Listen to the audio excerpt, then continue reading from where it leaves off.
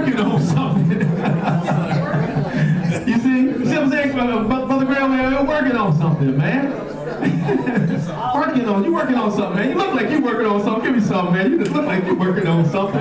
Working on something. You should be working on something, man. You know, get it going. You know what I mean, man? Working on something. So she's in that basement. Let me tell you something about people who are dreamers and have these ideas about things. They sometimes look like something wrong with them because they're not like everybody else. Here's another thing. Look at somebody at the table and say, don't try to be like everybody else. Say that to them real quick, please. Come on. Don't try to be like everybody else. You don't want to be like everybody else. Because you know if you're like everybody else, guess what you're like? Everybody else. Am I right? I mean, you did like everybody else. Who wants to be like everybody else? I don't want the world to see me at my funeral on my tombstone. He was just like everybody else.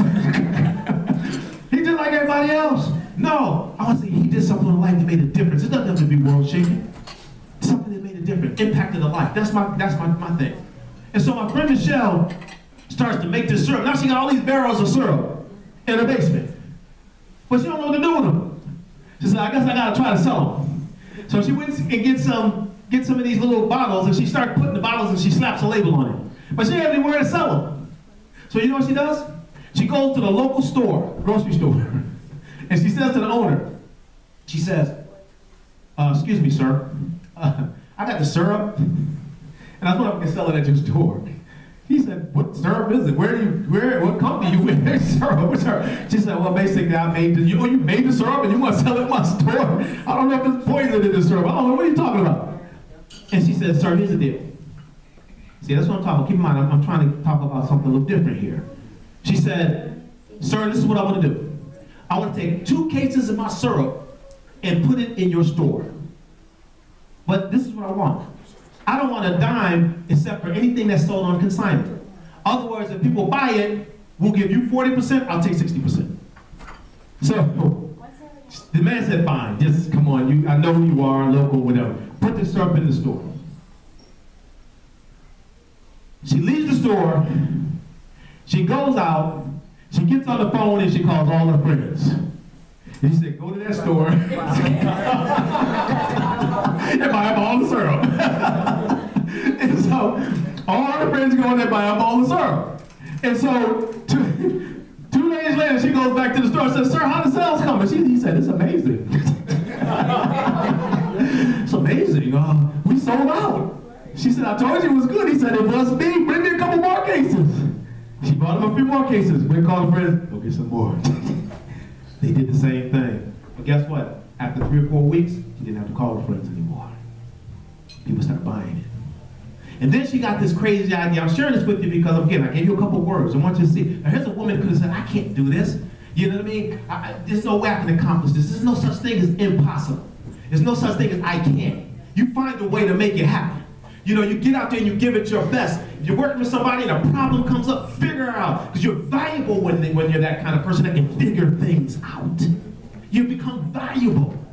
You see? And so she said, now, since I got this little thing going with the store here and a few more stores are gone, she said, I think it's time for the Denny's Corporation to give me a contract for my syrup at all their restaurants. All right? Here's a little high five. High five somebody, say, dream big, baby. Come on, just come in, high five, say, dream big, baby. Don't be dreaming small. Don't want to say, don't want you to graduate from here and go dream small. Do they promos? No, we got to dream big, man. That's right, they bring some donations back to school. Look, that's what you got to do. Dream big. Bring some of the millions on back and put it right into it. There you go. You know, dream big. You see? Dream big. So she calls the lady at Denny's. See, this is passion. This is perception. When you want something better than you don't quit. You say, I'm going to make this happen somehow. So she contacts the Denny's company. Hi, my name is Michelle Hoskins, and I got some syrup. And I think you all need my syrup. And why we need it? Well, it's good. We get a million phone calls, lady, talking about good syrup. What are you talking about? She said, well, you know, y'all have a little issue with diversity. To look good, you get a diversity contract. You know, she said, I'm African American, you get a little diversity contract, and it's all good. The lady said, please. So you know what she did? For every 2 years, I'm sharing the story because it's amazing to me. For 2 years straight, every Monday at 10 o'clock, she called that same lady. Persistence pays off. A lot of people quit one step away from the finish line. You don't do that. If that's the case, I want to be speaking to you today because a lot of people told me when I first started speaking, nobody want to hear what you got to say. Who are you? You're not this, you're not that. You know what? You don't quit. If you believe something in your heart strongly, you stay with it. And you figure out a way to make it happen. Can we get a hand clap for that if y'all know what I mean? We can't give up, man.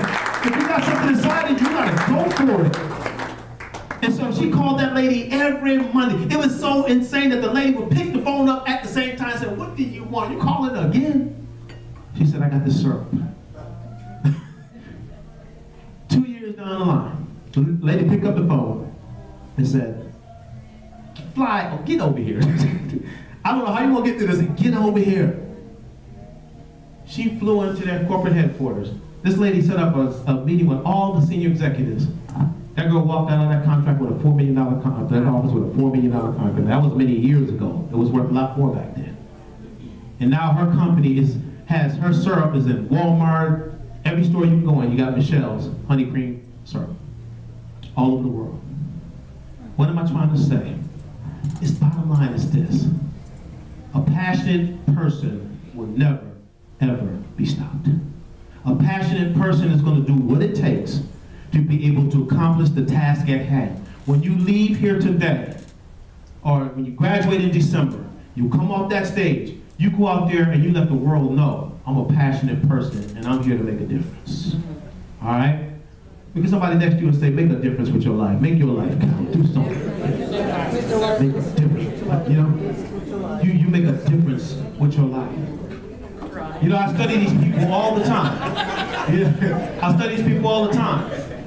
You see? And people like her, to me, exemplify. I remember one time I was, when I first came out of college, I wanted to work for a Fortune 500 company. This company is called Abbott Laboratories. I wanted to work for Abbott. I heard a lot of good things about Abbott. I heard they had great employee benefits, and I heard they had great upward mobility. And I wanted to climb that corporate ladder. But I had one problem. I didn't have all the credentials. I wasn't qualified fully for some positions that they had available. I wasn't fully qualified. But I said, now, how can I position myself, even though I'm not fully qualified, to get in the doors of this great corporation? So you know what I did? I started to prepare.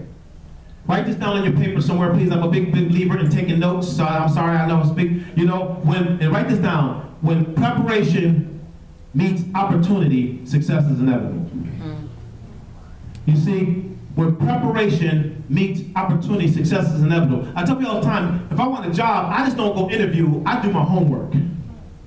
I put time and energy into it, because if I want it bad enough, I want the company to know. And so, I wanted to work for Abbott Laboratories, so even without an interview, I started studying the company. I got a copy of their annual report, and I started looking at what are their top products, and what are their top priorities, and what are their top, I mean, I did my research, man. I knew that company like the back of my hand, because I wanted to work for them. I was passionate about this. And I had the perception, despite the fact that I didn't have all the credentials, I could get this job. And so, about a year later, I was working at another job.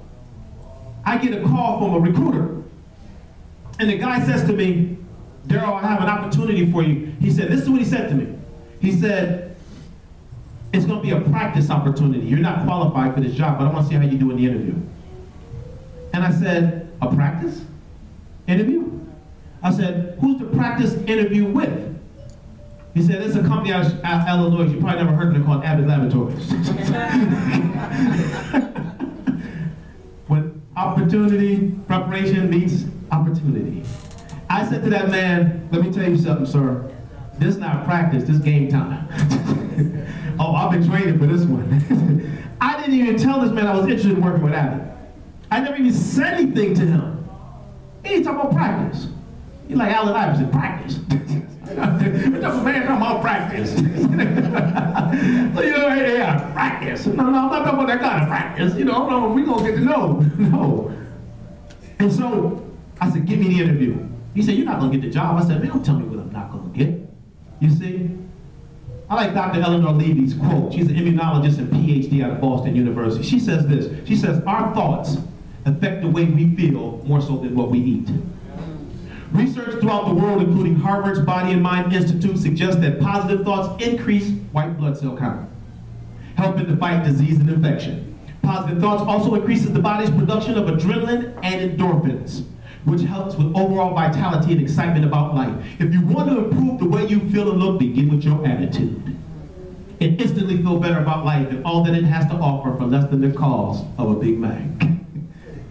Dr. William James, one of the greatest researchers on human potential out of Harvard University, used to call him the father of modern psychology, said this: all of his hypotheses, all of his research, got to a point after 50 years of doing this.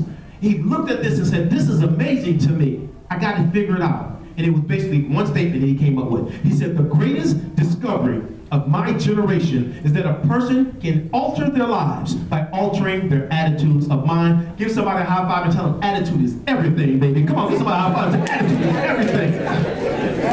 Everything. Come on, man, give me some in there. Attitude. That's right.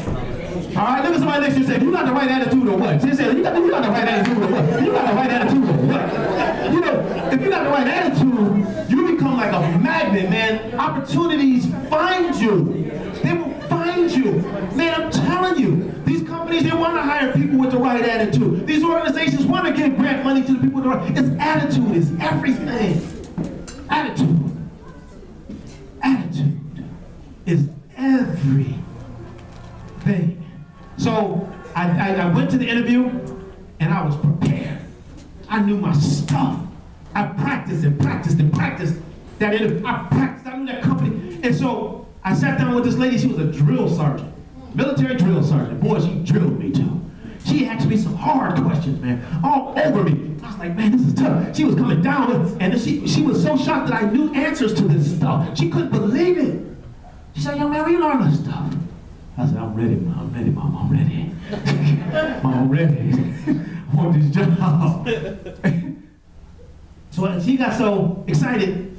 This process normally takes 8 weeks. She took me next door to her boss to meet him. And I interviewed with him.